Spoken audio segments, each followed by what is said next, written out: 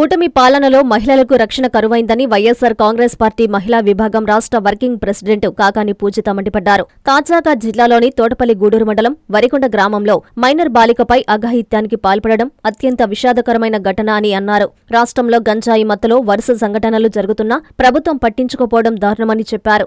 జీజీహెచ్లో చికిత్స పొందుతున్న దళిత మైనర్ బాలిక కుటుంబాన్ని పరామర్శించడానికి తాము వస్తుంటే పోలీసులు, ఆస్పత్రి సిబ్బంది కలిసి అక్కడి నుంచి హడావిడిగా తరలించడంపై పూజిత తీవ్రంగా మండిపడ్డారు. చంద్రబాబు ముఖ్యమంత్రి అయిన తర్వాత కేవలం పట్టణాల్లో, నగరాల్లో ఉన్నటువంటి డ్రగ్స్ కల్చర్ నేడు గ్రామీణ ప్రాంతాల్లో కూడా వ్యాపించిందని విమర్శించారు. పోలీసులు శాంతి భద్రతలను పట్టించుకోకుండా ప్రశ్నించే వారిపై కేసులు నమోదు చేయడం మంచి పద్ధతి కాదని ఈ సందర్భంగా ఆమె పేర్కొన్నారు. ఆమె వెంట జిల్లా పార్టీ మహిళా అధ్యక్షురాలు సునంద, జోనల్ మహిళా ప్రెసిడెంట్ మొయిళ్ల గౌరి, నెల్లూరు రూరల్ మహిళా అధ్యక్షురాలు రమాదేవి, ముత్తుకూరు ఎంపీపీ సుగుణమ్మ, పలువురు మహిళలు ఉన్నారు. ఆంధ్ర రాష్ట్రంలో కూటమి పాలన మొదలైనప్పటి నుంచి ఆడవాళ్ళ మీద అఘాయిత్యాలు, అత్యాచారాలు 1, 2 కాదండి, రోజు చూస్తున్నాం. మరీ అరాచకంగా ఉంది ఈ పాలన. అంటే మహిళలంటే కనీసం గౌరవం లేదు, వాళ్ళ కనీస రక్షణ లేదు ఈ పాలనలో. ఈరోజు వరిగొండలో, టీపీ గూడూరు మండలం వరిగొండలో జరిగినటువంటి ఉదంతం పరాకాష్ఠకు చేరుకుంది. వీళ్ళ పాలనలో మహిళలకు రక్షణ లేకుండా పోయింది అనడానికి చాలా బాధగా ఉంది. అంటే పాపం ఒక బిడ్డకి ఇలా జరిగింది. స్థానికంగా ఫోన్ చేసి 6 ఏళ్ల పాపమ్మ, పైగా మా నాన్న కాన్స్టిట్యుయెన్సీ దగ్గరగా ఉండేవాళ్ళం. అక్కడ వాళ్ళందరూ ఏదన్నా పని ఉంటే ఇప్పటికీ నాన్న దగ్గరకు వస్తారు. అయ్యా మా మీద ఈ రకంగా కేసులు పెడుతున్నారు, మమ్మల్ని ఇబ్బందులు పెడుతున్నారు, మాకు రకరకాలైనటువంటి ఇబ్బందులు ఫేస్ చేస్తున్నాము అని చెప్పి నాన్న దగ్గరకు వచ్చే పరిస్థితి. అదేవిధంగా ఇట్లా ఒక ఇన్సిడెంట్ జరిగింది. పాపం 6 ఏళ్ల పాప మీద అఘాయిత్యం చేశారు అని చెప్పి ఫోన్ వస్తే సరే అని చెప్పి ఆ పాపని పరామర్శించడానికి ఇక్కడికి వస్తే గంట సేపు ఎతికాం, పాప కనపడలేదు.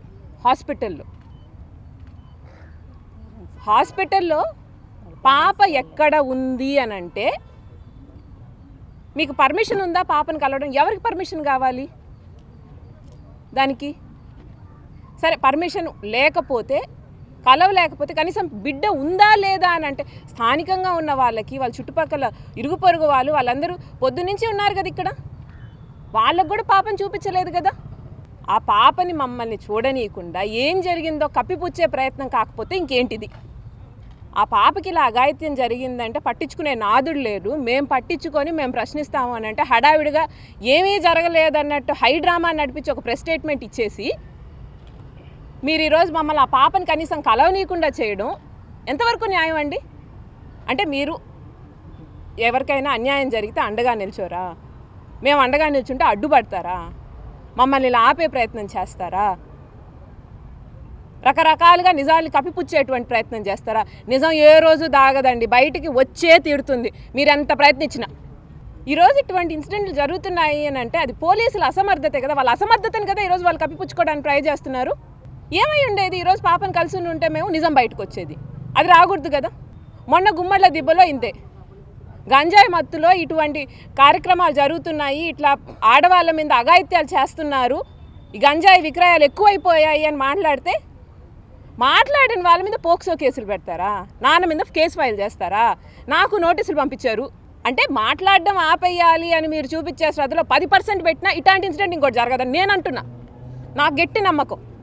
పోలీసులు ఎంతసేపటికి ఏంటి, ఎదుటోళ్ళు వైఎస్ఆర్సీపీ వాళ్ళు మాట్లాడితే వాళ్ళ మీద కేసులు పెట్టడానికి, లేకపోతే ఎదుగో ఈ రకంగా ఒక కానిస్టేబుల్ ఆ పాపను తీసుకొని వెళ్ళిపోతే 1:40 నుంచి ఆ పాప ఇక్కడ లేదంట. పాప మా బిడ్డ ఎట్టుందో ఈరోజు కేసు ఇవి పక్కన పెట్టేస్తే ముందు ఆ పాపకి మెరుగైన వైద్యం అందించాలి అనేటువంటిది కూడా కనీస ధర్మం లేకుండా పోయింది పోలీసులకి. ఇప్పుడు ఆ పాప ఆరోగ్య పరిస్థితి ఏంటి? మేము వస్తున్నామని ఆ పాపను హాస్పిటల్ నుంచి తీసుకెళ్ళిపోతే ఆ పాప కుదుట పడిందా, సర్దుకుందా, ఆరోగ్యంగా ఉందా? రేపు ఆ పాపకి ఏమన్నా అయితే ఎవరిదండి రెస్పాన్సిబిలిటీ?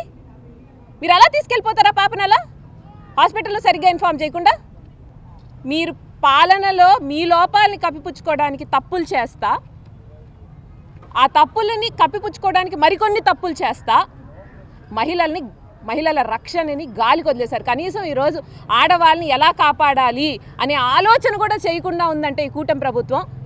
ఇది చంద్రబాబు నాయుడు గారు ప్రగల్భాలు పలికారండి, గంజాయి రహిత ఆంధ్రప్రదేశ్ చేస్తారని. ఇప్పుడు దాన్ని గంజాయి ఆంధ్రప్రదేశ్ చేసేశారు. మద్యం ఎక్కడ చూసినా బెల్ట్ షాపులు ఏర్లై పారుతుంది. గంజాయి ఎవరికైనా చిన్న పిల్లలకు కూడా దొరుకుతుంది. పట్టపగలే గంజాయి దొరుకుతుంది అందరికీ. ఇది అందరికీ తెలుసు. ఇది మాట్లాడితే మళ్ళీ కోపం వస్తుంది జనాలకు పాపం.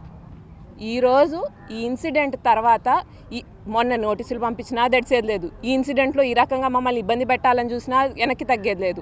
ఆ బిడ్డకి న్యాయం జరగాలి. ఆ బిడ్డని వెంటనే తీసుకొచ్చి హాస్పిటల్లో అడ్మిట్ చేసి ఆ బిడ్డకి న్యాయం జరిగేంత వరకు ఆ బిడ్డ తల్లిదండ్రులకు కానీ వాళ్ళకి ఏ రకమైనటువంటి ఇబ్బంది కలగకుండా చూసుకోవాలి పోలీసులు. ఇప్పుడు వాళ్ళు చేయాల్సిన పని మేము ఎవరినో పట్టేసుకున్నాము, మేము వాళ్ళని ఏదో కేసులో ఇరికిచ్చేసామని కాదు. ఆ బిడ్డ ఇంపార్టెంట్, ఆ కుటుంబం ఇంపార్టెంట్. మీరు రాజకీయాలు చేయకండి. ఇక్కడ మేము రాజకీయాలు మాట్లాడట్లేదు, ఆ బిడ్డ భవిష్యత్తు గురించి ఆలోచిస్తున్నాము.